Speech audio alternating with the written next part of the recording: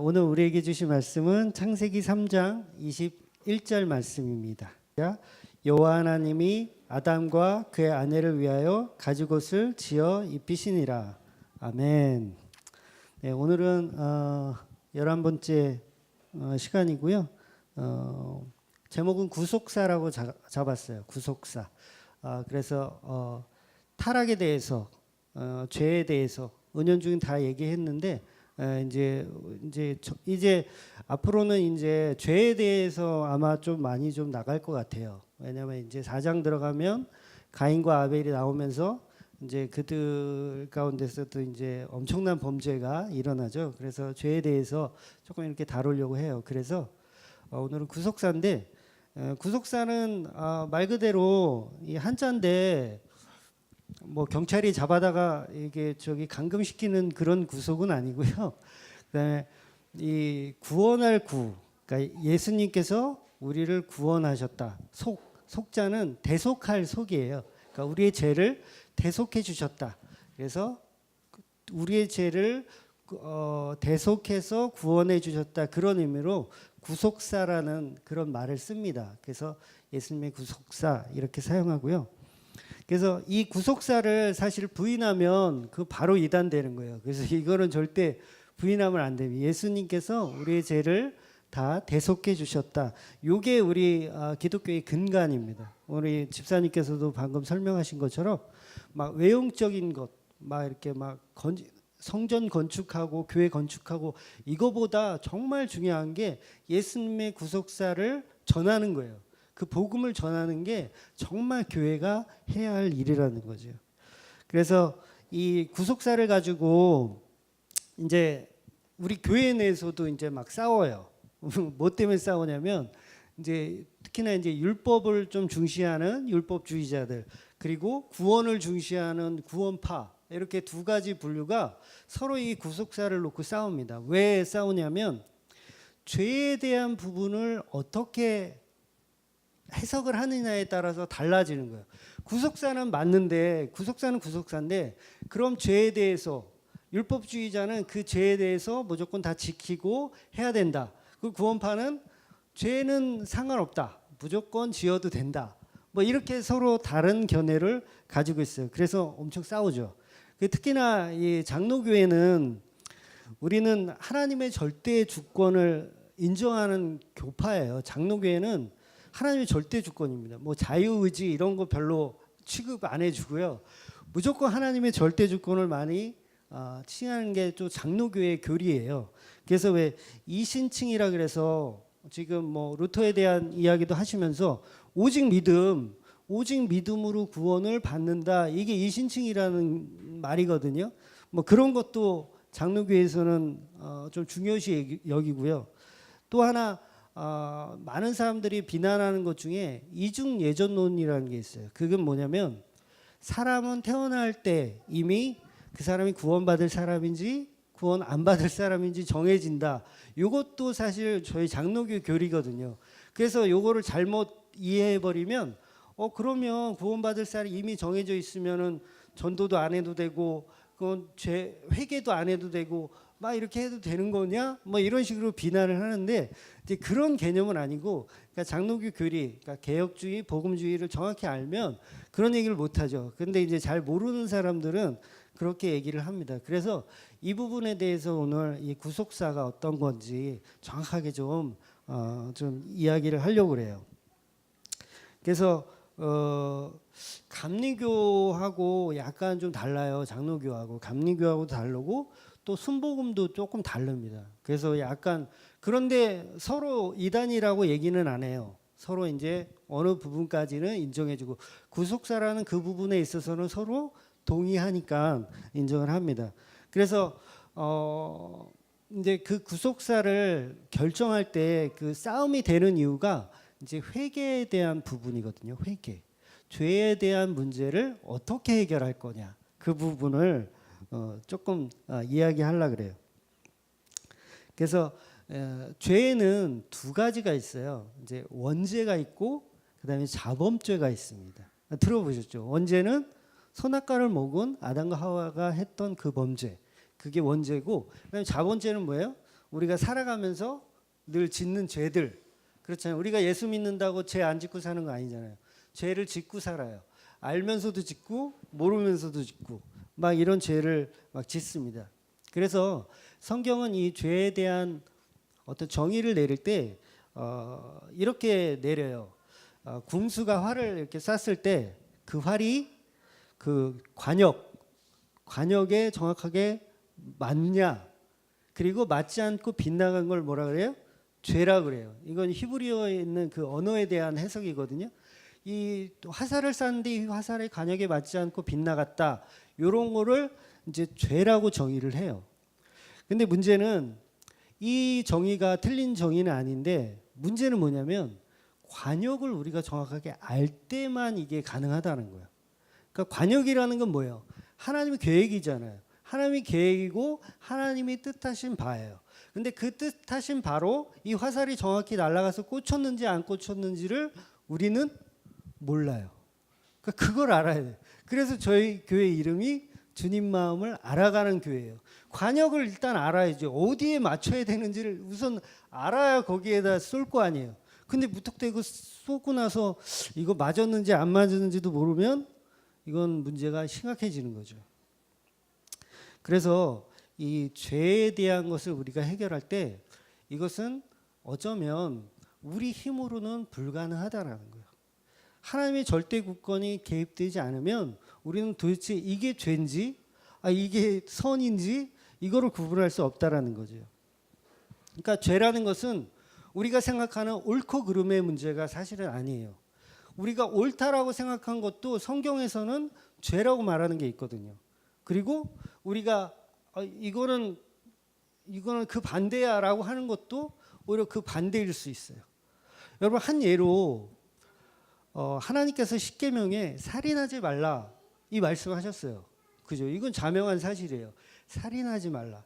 그런데 이 이스라엘 백성이 가나안 땅을 정복하면서 하나님의 명령은 뭐예요? 다 죽여라. 이거예요. 그럼 또 부딪혀요. 이거 뭐지? 이해 안 되는 거예요. 근데 이거는 하나님의 절대 주권을 이해하지 못하면 이건 결코 해석이 안 됩니다. 그래서 제가 장로교의 교리를 좋아하는 이유 중에 하나가 그런 부분을 너무도 명확하게 해석을 하기 때문에 장로교 교리를 좋아하는 거예요. 그래서 저는 철저하게 개혁주의를 좀 추구하는 그런 사람입니다. 그래서 다른 교단 분들은 약간 유튜브 같은 데서도 제 설교 보면 약간 이상하다, 뭐 구원파냐 막 이렇게 얘기하는데 그렇지 않아요. 저는 철저히 하나님의 주권을 인정하는 개혁주의 신앙을 갖고 이야기를 하는 겁니다. 구약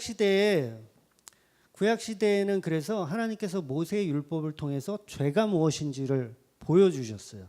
우리가 모르니까 뭐가 관역인지 모르니까 모세의 율법을 통해서 죄가 무엇인지를 보여주셨어요. 근데 그 모세의 율법은 어때요? 완전한 율법인가요? 불완전한 율법이에요. 그러니까 아까 말씀드린 것처럼 살인하지 말라 해놓고 살인하래. 그러니까 불완전한 율법이기 때문에 이게 안 맞는 거예요. 근데 예수님이 오셔서 율법을 완성하셨어요. 그래서 이제 불완전한 율법이 아니라 완성된 율법으로 우리한테 적용이 되는 거예요.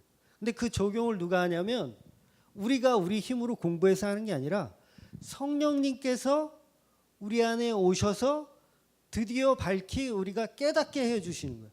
이건 죄고, 이건 하나님 기뻐하시는 일이고, 이거를 내 힘으로 알아내는 게 아니라 성령님이 내 안에 오시면 그때 비로소 우리가 분별의 능력이 생기는 거예요.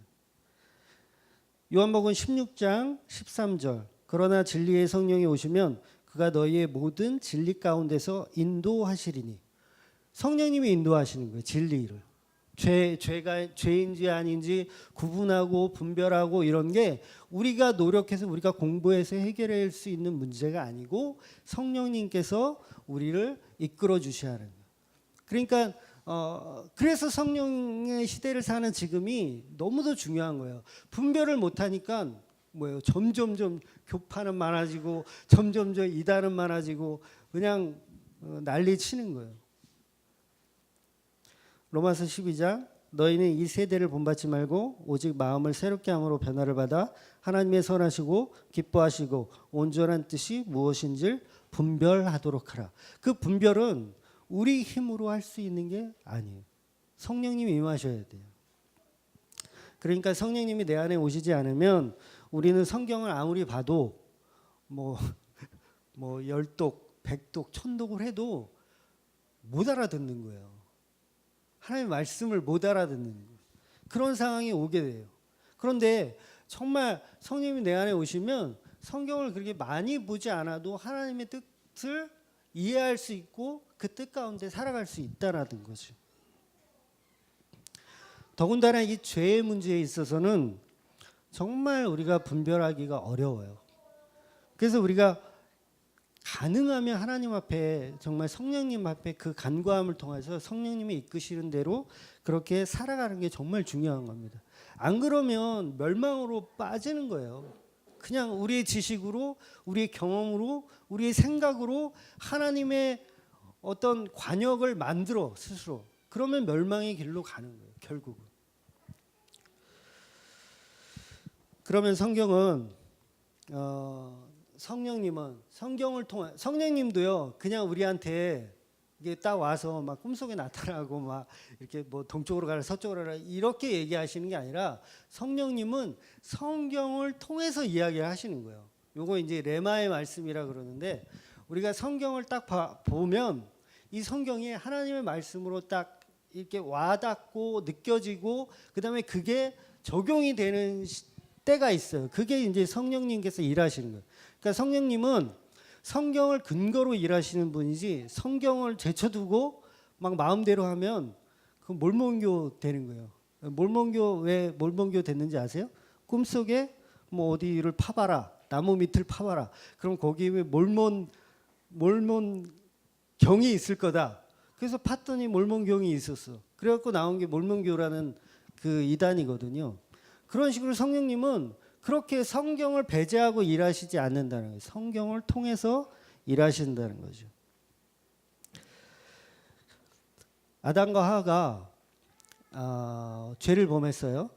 이제 원죄를 범한 거죠. 그리고 그들에게는 그게 자범죄도 되는 거예요. 우리한테는 그거는 원죄만 되는 거지만 아담과 하와에게는 원죄도 지은 거고 자범죄도 사실은 지은 거예요. 그런데 이 죄에 대한 개념을 정확히 모르면 어떻게 잘못 흘러가냐면 아담과 하와에게 이제 선악과를 먹고 이제 죄라는 게 이제 들어왔어요. 문제는 뭐냐면 분명히 그것은 하나님의 계획이었어요.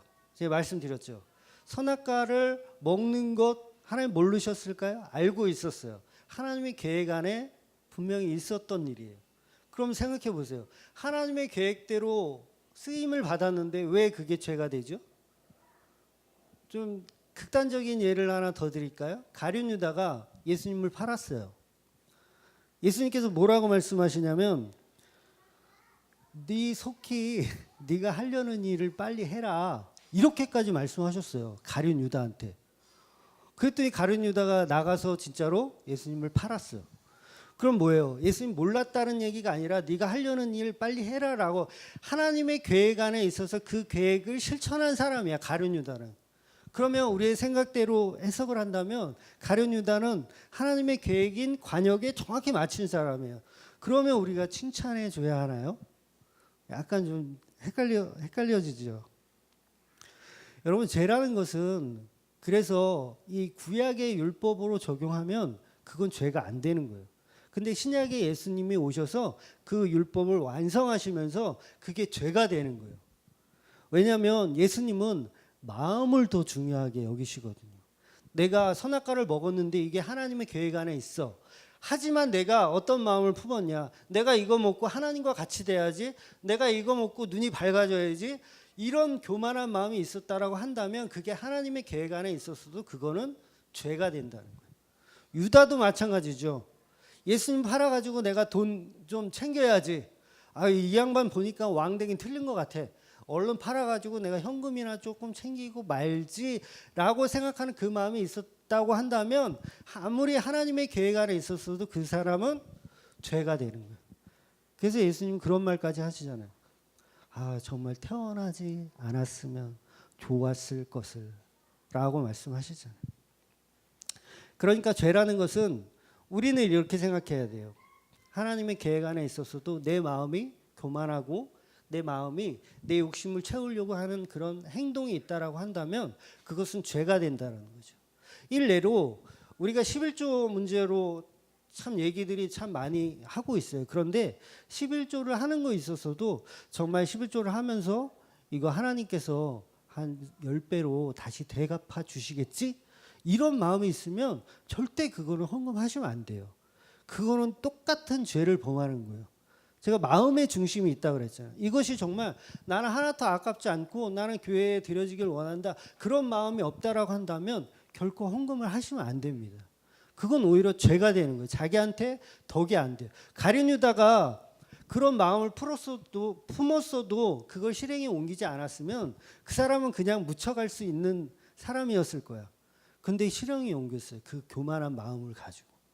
그러니까 이게 문제가 되는 겁니다. 자, 다시 구속사에 대한 이야기를 조금 더 드리면 예수님께서 십자가에 달려서 죽으셨어요. 이제 원죄에 대한 문제를 우리가 해결해야 되잖아. 원죄에 대한 문제. 이 원죄는 우리가 여러 가지 해석들이 있어요. 예를 들어서 뭐 이것은 유전되는 거다. 그러니까 우리는 다 원죄를 갖고 있잖아요. 그죠? 원죄 없으신 분 한번 손 한번. 다 원죄를 갖고 있어요. 그런데 이게 아담이 지은 그 죄가 우리한테 유전된 것인지 또는 어떤 분들은 그래요. 바이러스다. 감기다. 이런 스타일인 거다. 그래서 아담이 감기에 걸렸으니까 그 자식들은 다 그 보균이 돼가지고 우리도 원죄가 있는 거다. 이런 개념. 그런데 뭐 제가 봤을 때 가장 그래도 성경적으로 근접한 어떤 좀 설은 대표성입니다. 대표성. 그래서 쉽게 설명하면 내가 회사를 다니는데 사장이 망했어. 회사가 망했어. 근데 이 직원인 내가 사장이 망한 거하고 나하고 무슨 상관이야. 혼자 출근해가지고 막 한 달 동안 열심히 일하고 이제 일 끝나서 이제 사장한테 전화해. 나 월급 달라고. 나 한 달 동안 일했다고. 그 말이 안 되죠. 이게 대표성이라는 거예요. 사장이 망했으면 그 직원도 그 회사를 그만둬야 돼요. 다른 데 알아봐야 되는 이런 대표성. 그러니까 아담이 지은 그 죄를 우리가 지은 건 아니에요. 우리가 지은 건 아니야. 하지만 그 대표성으로 해서 우리가 죄를 지은 사람이고 하나님은 우리한테 원하는 게 뭐냐면 너도 먹었을 것이라는 거예요. 예수님께서 십자가에 달려서 죽으셨어. 예수님 혼자 달리셨나요? 아니죠. 내가 그리스도와 함께 십자가에 못 박혔나니 내가 같이 못 박힌 거예요. 내가 같이 죽은 거예요. 마찬가지로 아담이 선악과를 먹은 것도 아담이 혼자 먹은 게 아니라 나와 같이 먹은 거예요. 같이. 그래서 어쩌면 하나님은 하와, 아담 이렇게 순서를 정해서 먹게 하신 거예요. 왜? 우리도 너네들 먹었을 거라는 것을 알게 하죠. 아담이 우리에게 건네주니 우리도 먹은 거예요. 사실은. 그런 개념으로 원죄를 해결해야 돼요. 근데 문제는 뭐냐면 원죄를 우리가 회개를 어떻게 할 거냐. 그게 또 문제잖아요. 여러분 원죄 회개할 때 어떻게 하셨습니까? 우리 조상 아담이 먹은 선악과를 먹었네요. 정말 죄송합니다. 이렇게 회개하시나요? 이 회개가 되나요? 아니면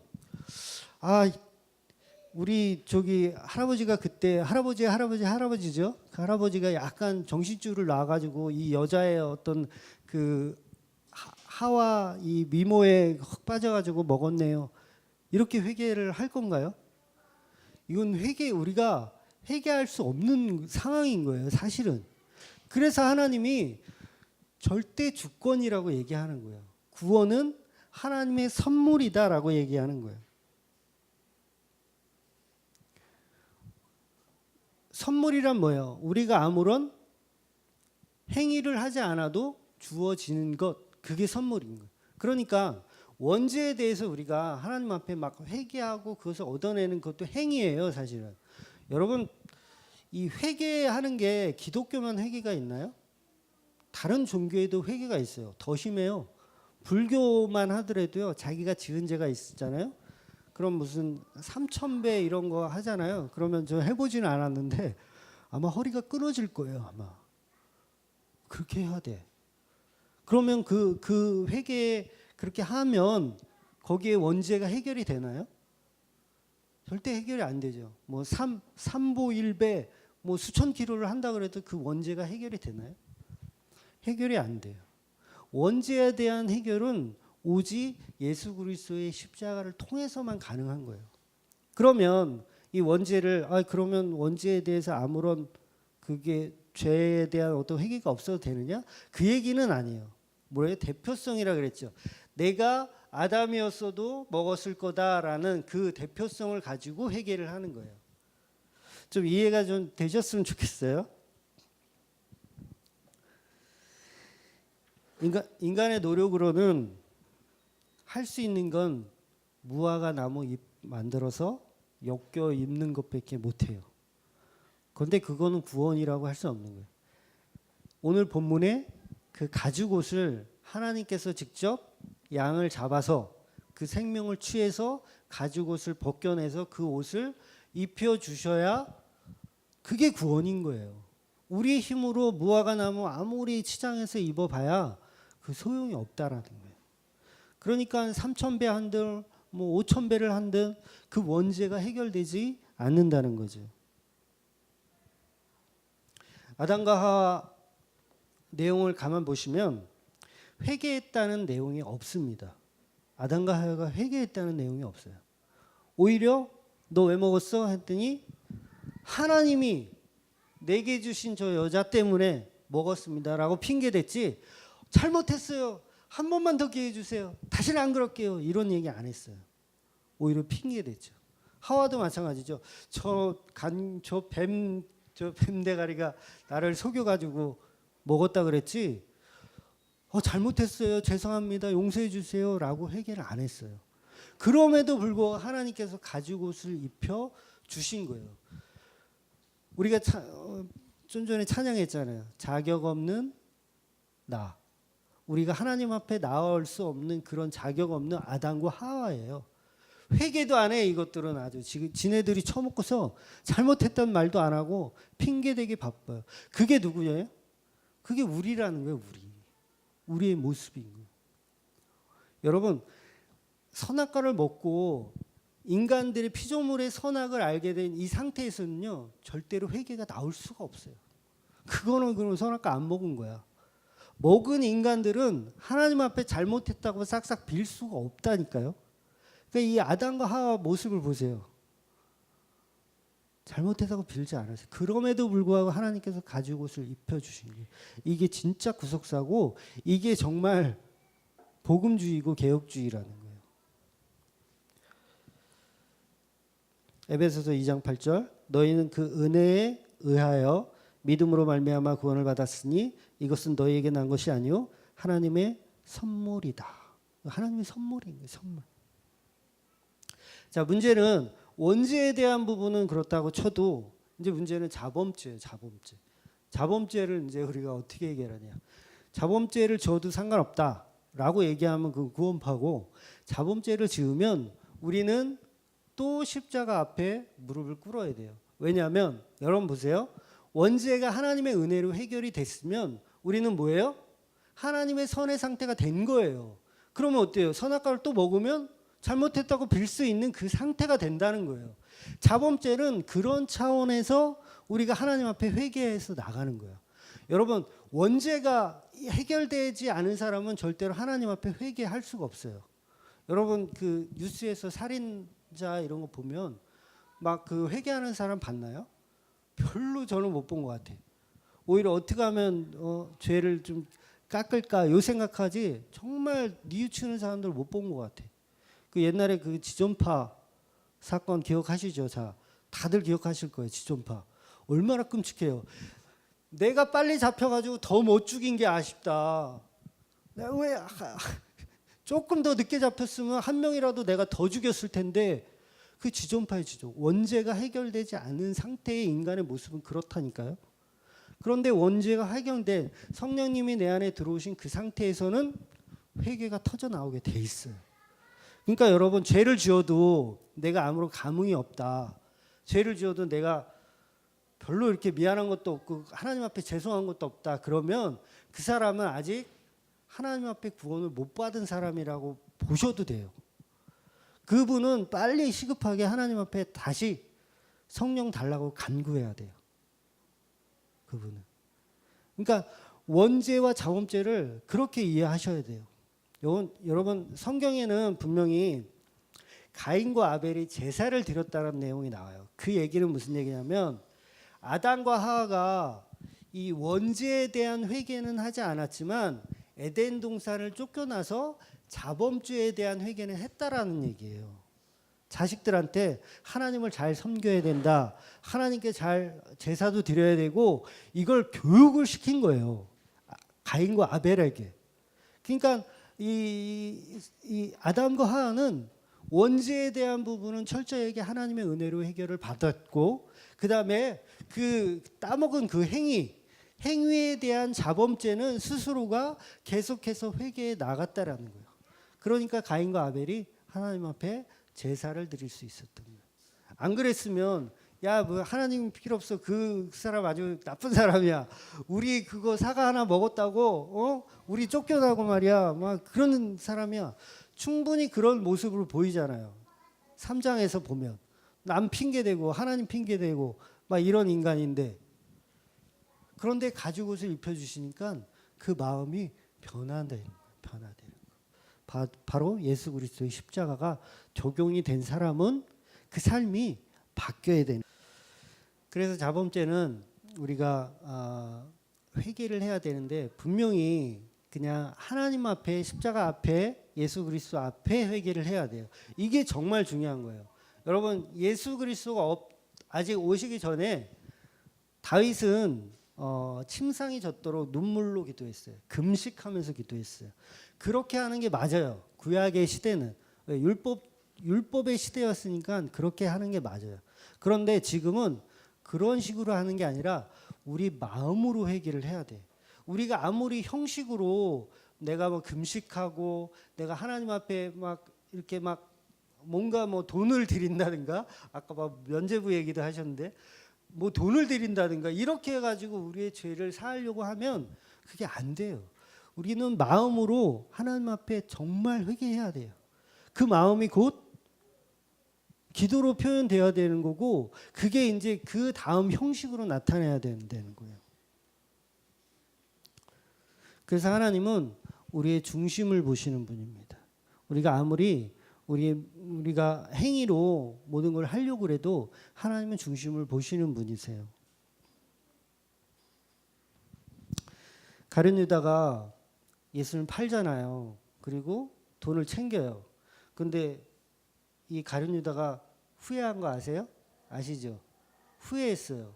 다시 성전에 다시 가서 내가 잘못 생각한 것 같다.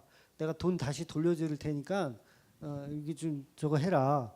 그래서 대제사장이 안 받는다고 가져가라고 했더니 집어 던져요. 집어 던지고 나가요. 후회한 거예요. 가룟 유다가 후회한 거예요. 근데 문제는 회개를 한 거라고 볼 수도 있어. 근데 문제는 이 가룟 유다는 십자가 앞에서 회개한 게 아니라는 거예요. 십자가 앞에서 회개한 게 아니고 자기 양심 그리고 자기 의, 자기 선으로 회개를 한 거예요. 후회를 한 거야. 그러니까 이거는 구원을 받을 수가 없는 거예요. 우리가 무슨 죄를 졌든 우리가 뭐 무엇을 잘못했다고 한다면 분명히 십자가 앞에 기도를 해야 돼요. 예수 그리스도의 보혈 앞에 기도를 하는 거예요. 그게 구속사인 겁니다. 그게. 그러니까 절에서 아무리 3,000배를 하고 5,000배를 해도 그건 죄 사함이 될 수가 없어요. 이게 바로 모세의 율법과 예수님의 말씀과의 차이예요. 모세의 율법이 예수님의 말씀으로 완성된 이것. 모세 때는 무조건 지켜야 돼. 행위로 지켜야 돼. 안 지키면 돌 맞아 죽는 거야. 그런데 예수님은 그거보다 더 센 거야. 행위 갖고는 안 돼. 마음에서 그 결정을 하나님이 아신다는 거죠. 그래서 세상의 모든 종교로는 구원이 없다라는 거예요. 아무리 내가 내 양심을 갖고 그렇잖아요. 어떤 사람들은 그러잖아요. 저 사람은 정말 착하게 산 사람이야. 저런 사람을 지옥에 보내면 하나님 정말 나쁜 하나님 아닌가? 우리 이렇게 생각할 수 있어요. 인본주의적으로 철학적으로 그렇게 생각할 수 있어요. 그런데 성경은 그게 진리가 아니라고 얘기하는 걸 어떻게 해요? 저도 그거를 좀 아닌 것처럼 해주고 싶은데 성경은 그게 아니래요. 왜? 우리는 다 죽어야 하는 사람들이고 선악과를 먹은 사람들이기 때문에 예수 그리스도의 십자가 앞이 아니면 우리의 죄의 문제가 해결이 안 된다는 거예요. 그러니까 이거를 모르니까 다 양심에 또한 어떤 우상을 만들고 뭐 그렇게 해가지고 죄 사함을 하려고 하는 거잖아요. 근데 성경은 오직 예수 그리스도의 십자가의 보혈이 아니고선 불가능하다라는 거예요. 그래서 원죄에 대한 것은 오직 하나님의 은혜, 하나님의 사랑, 그 사랑을 알면 우리가 어떤 죄를 지어도 이것이 회개하게 되어 있어요. 내 양심이 아니고 예수 그리스도의 십자가 앞에 그것을 이야기하게 되어 있는 겁니다. 그래서 날마다 우리는 하나님 앞에 범죄치 않으려고 노력해야 되고 하나님 앞에 범죄하면 또 그것을 늘 항상 기도하고 과거의 율법 시대에도 이 속죄제와 속번제라는 게 있었어요. 속죄제와 속번제 어떤 차이냐면 내가 알고 지은 죄 제사 드리는 거, 내가 모르고 지은 죄 제사 드리는 거, 속죄제, 속건제. 그러니까 지금도 마찬가지예요. 우리가 알고 지은 죄, 모르고 지은 죄 날마다 하나님 앞에 기도하면서 그 죄값을 치르고 다시는 범죄하지 않는 그런 모습으로 우리가 신앙생활하는 저와 주말교회 모든 식구들 되기를 주의 이름으로 축원드립니다. 아멘.